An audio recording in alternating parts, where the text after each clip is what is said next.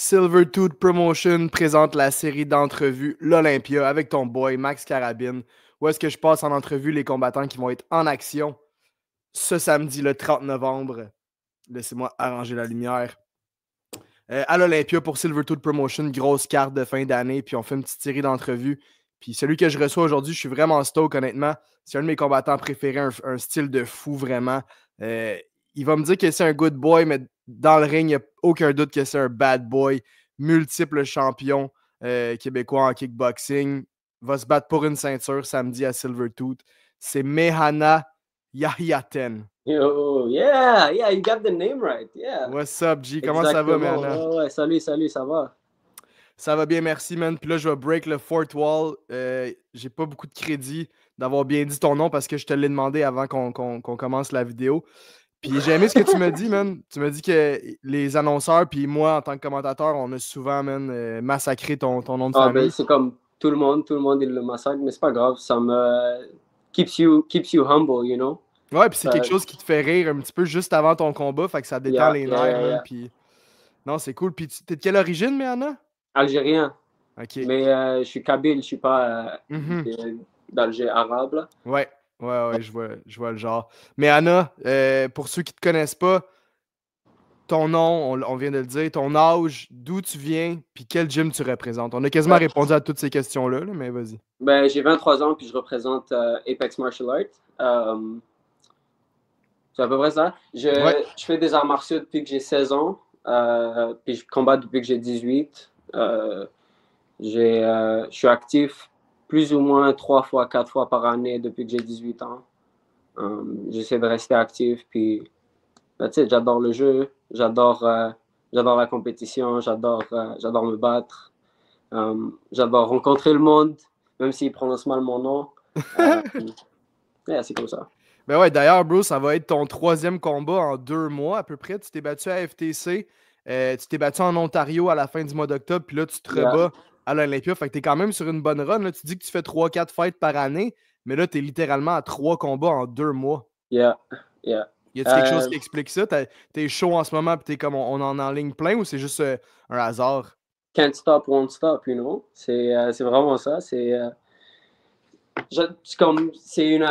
presque une addiction. C'est genre, j'arrive pas à arrêter, même si je voudrais. C'est comme, je me lève le matin, puis j'essaie de relaxer, mais je suis comme, fuck, j'ai vraiment envie d'aller m'entraîner. J'ai vraiment envie d'aller au gym, de voir toutes mes amis au gym, d'être là. Puis c'est ça. Ça fait ma 4e ceinture cette année aussi, que je vais me battre pour une 4e ceinture. J'en ai déjà gagné 2. Je vais essayer de faire ça 3 pour finir l'année bien. De toute façon, comme octobre, novembre, c'est la saison. En mars aussi, c'est la saison. En février aussi, c'est la saison. C'est comme all year round.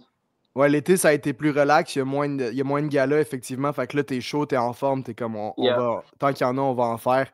Champion FTC, t'as battu Gloire Monaco avec un KO au 2e, je pense, un head kick. Yes. Après ça, FTC. Non, t'as défendu ta belt à FTC, t'es champion 139 livres contre Nick Leboeuf, KO au 1er, je pense.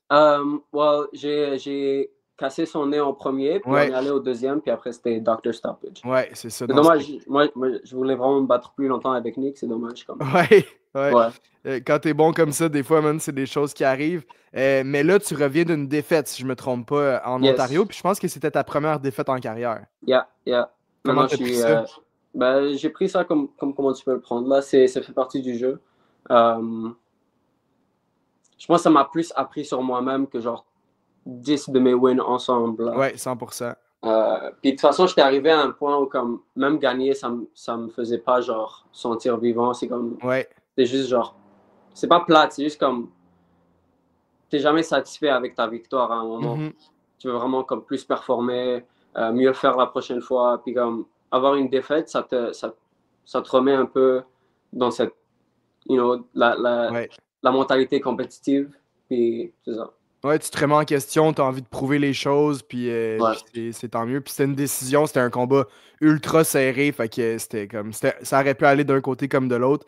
C'était un combat en Muay Thai, ce qui est le fun, je pense. Toi, t'es un gars de Muay Thai à la base. Yeah, yeah. Ici, malheureusement, on peut juste se battre en kickboxing. Comment c'était de pouvoir lancer des coudes puis de garder un bon clinch?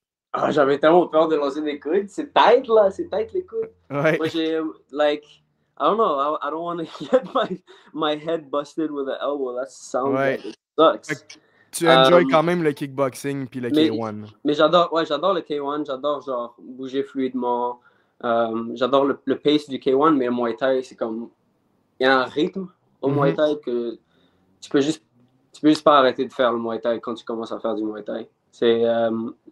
It's a way of life, you know? Ouais. Fait que, évidemment, dans le futur, t'aimerais t'y remettre au Muay Thai aussi, j'imagine. Là. Yeah, of course, of course. I know there's il y a Art of War Ontario. OK? Je pense en mars ou en février. Il y a Capital Punishment qui va revenir, c'est sûr. So, il y a beaucoup de shows qui commencent à réapparaître en Ontario, puis il y a beaucoup de shows au Québec. Mais j'espère vraiment que le Québec va légaliser le Muay Thai. Yes. Genre, puis même rendre le K1 professionnel, qui est genre un standard pour les promotions, qui est un standard pour les combattants. Ce serait vraiment comme. Je veux voir une évolution dans le Québec pour le K1, puis une légalisation du Muay Thai. Yeah, man. Preach, Yeah. bro. On souhaite rien d'autre que ça, man. Puis, tu sais, moi, quand je vous vois les classes A, bro, vous battre, là, pas de casse, pas de protège tibia, puis il y a différents niveaux de classe A, là, mais tu sais, on s'entend que toi, t'es au top, là, avec justement les Nick Leboeuf de ce monde, puis Matson Leon, tu sais, vous êtes des complets fous, puis comme j'ai tout le temps un malaise, parce que je me dis, yo, vous devriez vous battre pro, man, vous, mais on peut pas ici. Qu'est-ce que tu veux? Fait qu'on va mettre ça dans l'univers, man, puis un jour, bro, ça va être le cas, vous allez vous battre pro, vous allez vous faire payer pour ces combats-là, man. Mais tu sais quoi, même si on se fait payer, les premiers fights en pro, c'est comme. Je connais des combattants amateurs qui font plus à avoir une commission sur leur ticket que des combattants professionnels qui font leur premier fight. C'est genre, tu te fais payer moins en contrat professionnel qu'en ticket sales en amateur. That's fucked. Ouais. That's super crazy. Ouais, puis les commanditaires aussi, c'est une bonne façon pour vous de vous faire payer. C'est sûr que c'est plus le principe que tu te fais payer littéralement pour ton combat. Tu sais, c'est plus cette ligne-là qui me chicote. Mais effectivement, même en amateur, si tu vends des billets ou tu vas chercher des commandites, il y a moyen de rendre vos trucs rentables. Yeah. Toi, t'es coach aussi, je pense. C'est ton sideline. T'as-tu une job à part ça ou tu coaches 100% puis tu fights? Ben, je coach à 100% techniquement, mais je travaille avec un organisme communautaire qui s'appelle Combat Saint-Lô. C'est à côté du collège. Puis ce qu'ils font là-bas, c'est qu'ils donnent des cours de MMA gratuits avec un suivi genre en intervention pour les jeunes qui ont comme des troubles de délinquance ou comme qui sont un peu trop proches de la rue. Puis ils leur offrent genre des cours gratuits de MMA, de Jiu-Jitsu, de Muay Thai. Puis moi, ce que je fais, c'est que je vais avec un intervenant dans une école secondaire, puis je leur donne des cours après l'école. Très cool, man. Ouais, puis en fait, ce qu'on fait, c'est qu'on va prendre les jeunes à la retenue à la place. Parce que genre, aller genre de jeune en jeune, puis leur dire, est-ce que tu veux faire de la boxe, genre random, ça marche pas vraiment.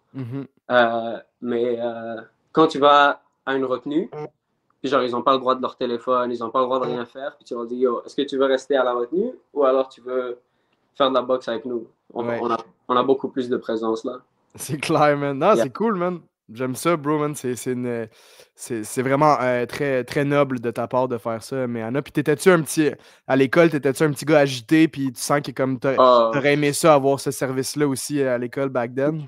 Ouais. Ben, pour de vrai, j'étais agité jusqu'à que je découvre le K1 puis le Muay Thai. J'étais vraiment plus comme nerveux, puis comme, tu sais, genre, les kids qui sont agités, c'est juste qu'ils sont insécures, ils sont comme pas bien dans leur peau. Puis genre, découvrir les sports de combat, ça m'a comme donné de la confiance en moi. Puis j'avais plus besoin de me prouver à personne, là. Vraiment cool, man. Pour vrai, très, très cool, bro. Comme je l'ai dit là, en introduction, tu as toujours été un de mes combattants préférés, man. Ton style est impeccable, puis je suis vraiment stoked de pouvoir en apprendre plus sur toi, puis je suis sûr que les téléspectateurs, c'est la même chose. Parlons maintenant de ton combat à l'Olympia. Tu vas affronter Raeb Khebour. Est-ce que tu connais quelque chose sur ton adversaire? Je sais qu'il s'est battu contre Neil il y a Mhm. un an de ça. Ouais. J'ai vu un peu leur fight. Il est vraiment explosif. Il a une bonne garde. Il a l'air de pousser comment on appelle ça? Push the pace. Je sais pas comment Ouais. dire en français, mais comme ça va être un vraiment nice combat. J'ai hâte à me prouver. J'ai hâte à retourner dedans. Puis l'Olympia, c'est un crazy, crazy venue. J'ai Mhm. vraiment hâte à me battre là-bas. C'est ça. Yeah, man. Tu vas pouvoir mettre la main sur une ceinture de plus, la ceinture internationale Silver Tooth des 139 livres. Mhm. Complètement fou, bro. Là, c'est dans 6 jours. Qu'est-ce qui te reste à faire? Ton camp, est-tu pas mal fini? Puis là, tu vas prendre ça relax ou toi, t'es un fou puis tu t'entraînes fort jusqu'à la dernière journée? Moi, well, how I do it, c'est comme je m'entraîne les 3 derniers jours, le lundi, mardi, mercredi du fight camp. Puis c'est hard, c'est genre push as hard as I can the last Ouais. few days. Puis après, c'est comme on prend ça plus relax les derniers jours. Beaucoup d'étirements, comme light cardio. Et comme ça, on a comme un rebound de performance. Puis c'est sûr, la nutrition, c'est important. Puis bien manger avant, être prêt à couper quelques livres. C'est ça là. The Yeah, non, usual. non. Vas-y, bro. Non, c'est ça, the usual. C'est juste Ouais. ça que tous les combattants ils doivent passer à travers là. Au Apex, bro, vous êtes tellement une bonne école, man, honnêtement, là, des fous combattants. D'ailleurs, en ce moment, t'es chez ton boy Alejandro qui get la belt Fight Quest il n'y a pas tellement longtemps de ça. Yeah. Puis ça m'amène à parler du dernier sujet que je voulais te demander, bro. Alejandro, c'est du genre à s'allumer un gros cigare après une victoire, man, dans la cage.